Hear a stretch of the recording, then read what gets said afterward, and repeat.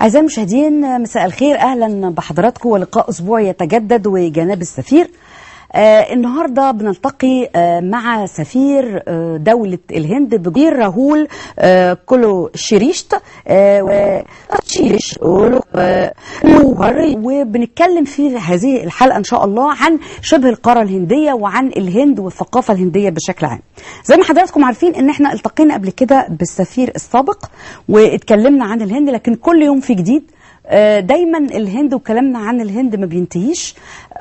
طبعا هي تعتبر شبه قارة، والعلاقات بين مصر والهند بتتطور يوم عن يوم. لازم نعرف كل ما هو جديد. النهاردة هنناقش كل الموضوعات دي من خلال جناب السفير، ونرحب بضيفنا النهاردة. Thank you for having me on your show, and I'm delighted to be here. Let me also convey my greetings and good wishes to all your viewers. I think this is the first time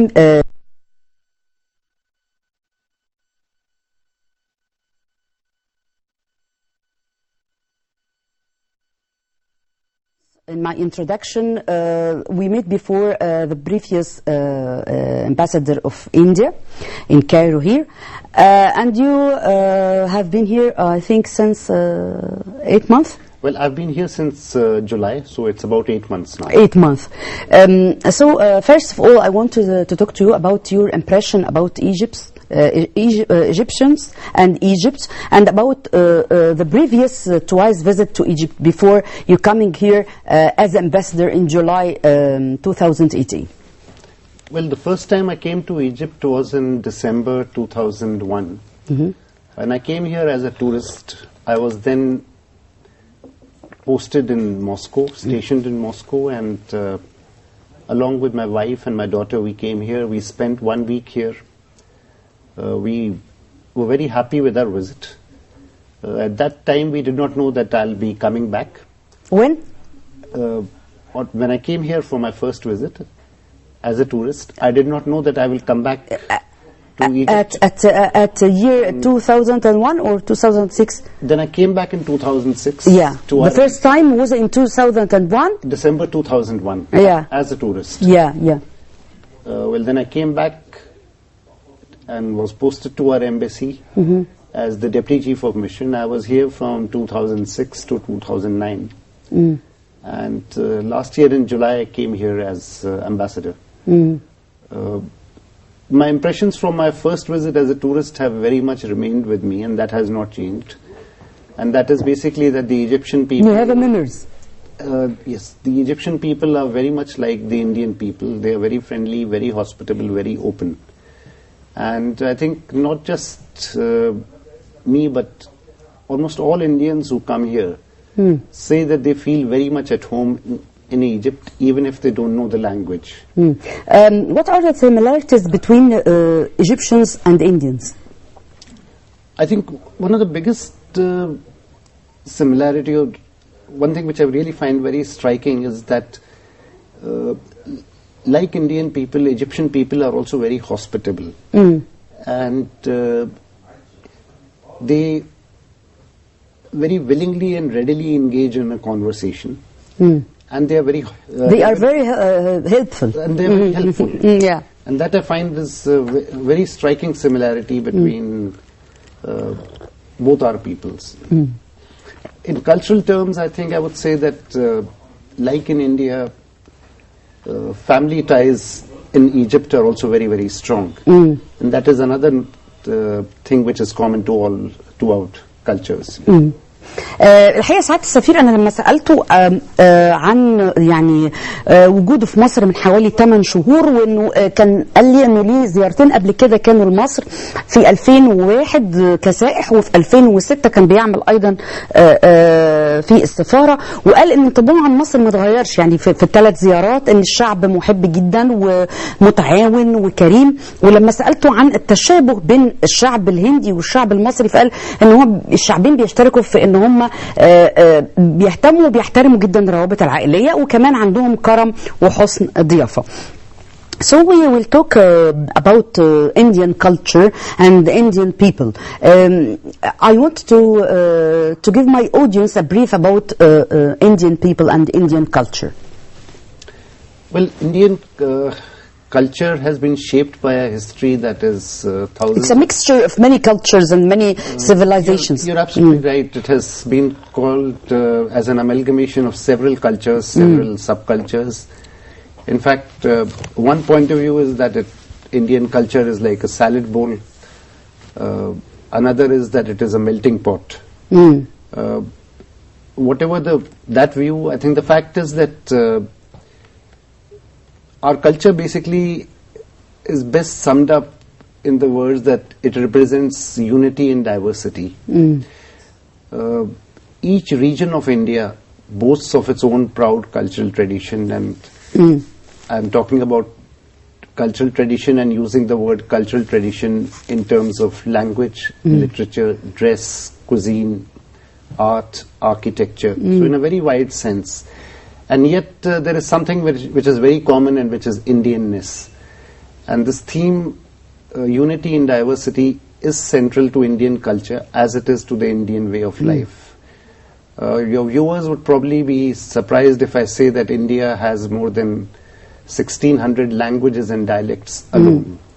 And this is just 1,600. 1,600. Our constitution recognizes 22 languages. And every religion in the world is found in India. So this is the kind of diversity that is there in India.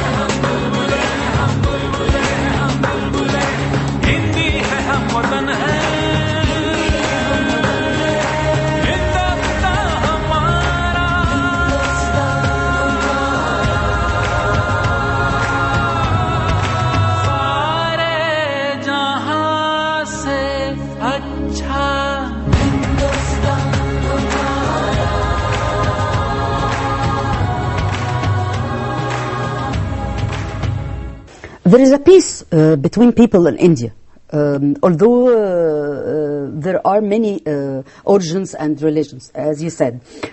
What are the role of the government in this or behind this?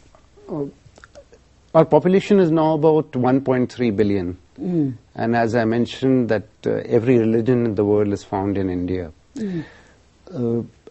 I think what has come down to us as a legacy is a sense of tolerance. And that has permeated Indian history through thousands of years. And it continues to be the governing principle in India, that is a sense of tolerance, a sense of openness. The founding fathers of our constitution recognized this, and they enshrined secularism as a principle in Indian constitution.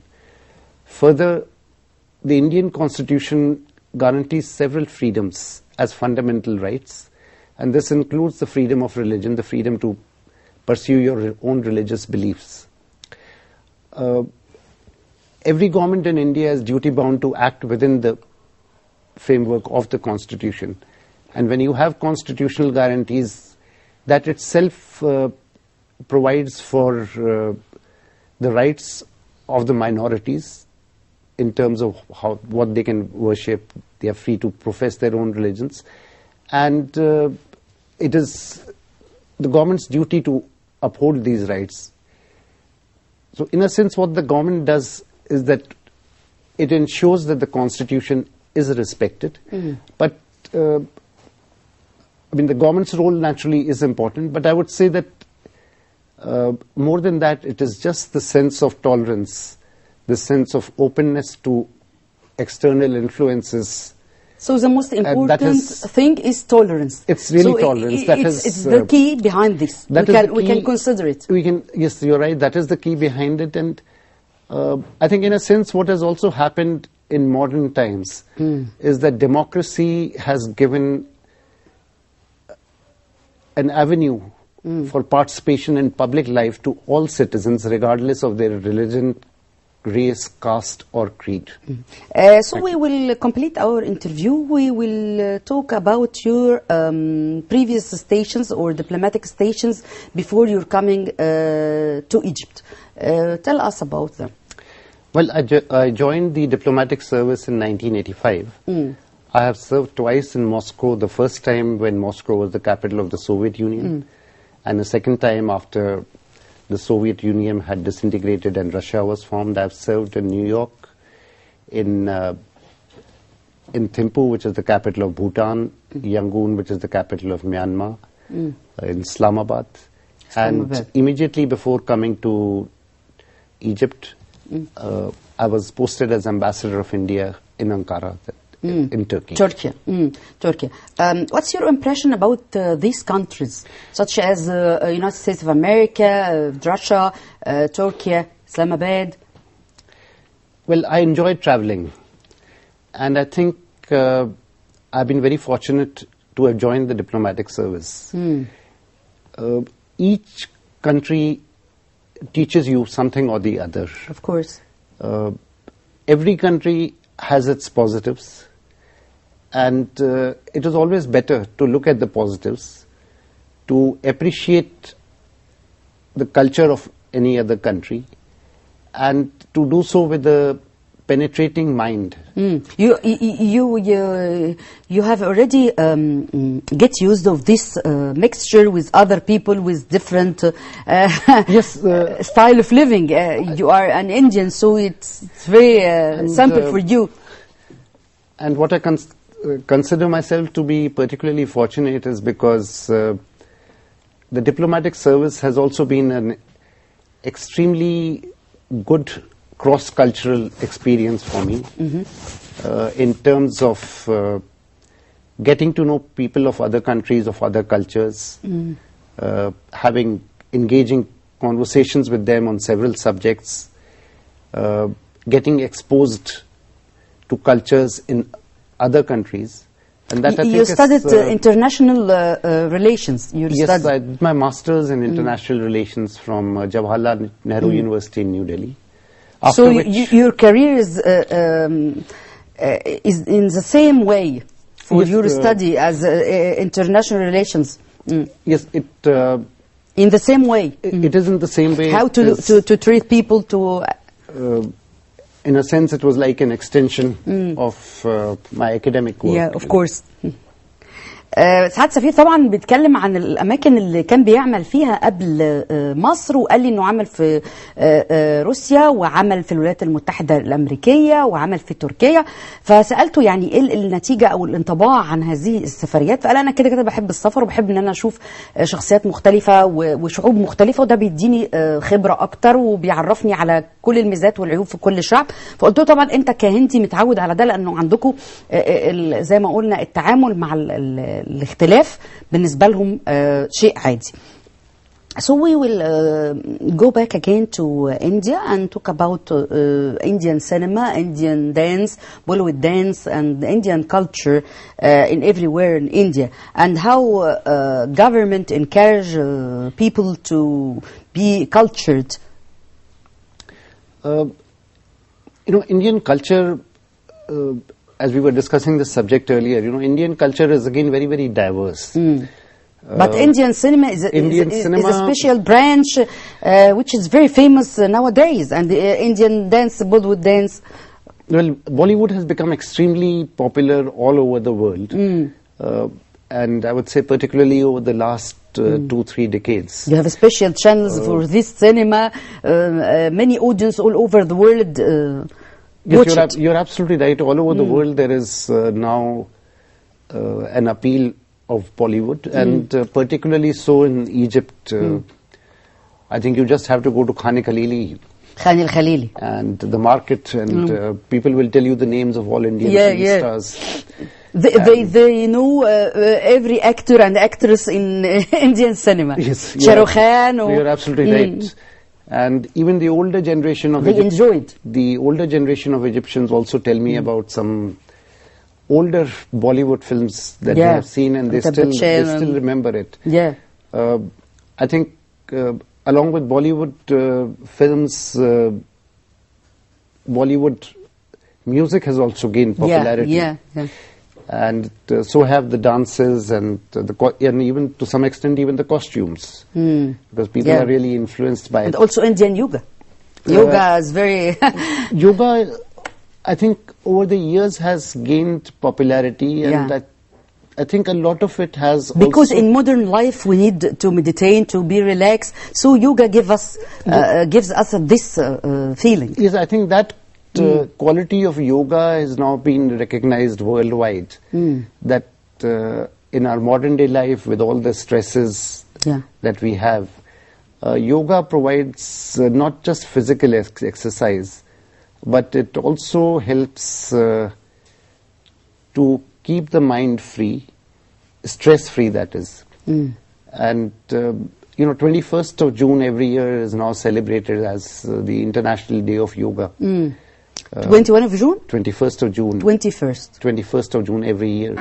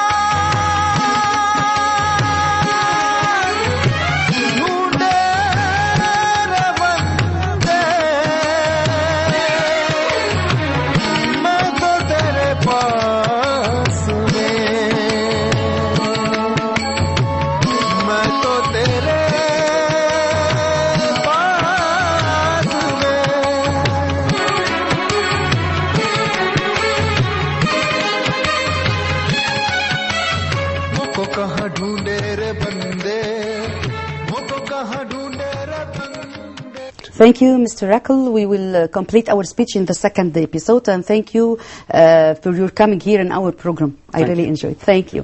في نهاية حلقتنا النهاردة، وبعد ما اتكلمنا عن الهند والثقافة الهندية وروح التسامح والتآخي اللي موجودة بين الشعب الهندي بعضه وبعض رغم اختلاف الأعراف والثقافات والديانات، وانه دايما الهند الام اللي بتضم كل هذه الطبقات والطوائف اللي موجوده في الهند. بنشكر سعاده سفير الهند بجمهوريه مصر العربيه، سعاده السفير راهول كولي شيريشت، واستنونا في الحلقه اللي جايه ان شاء الله وكلامنا عن الهند.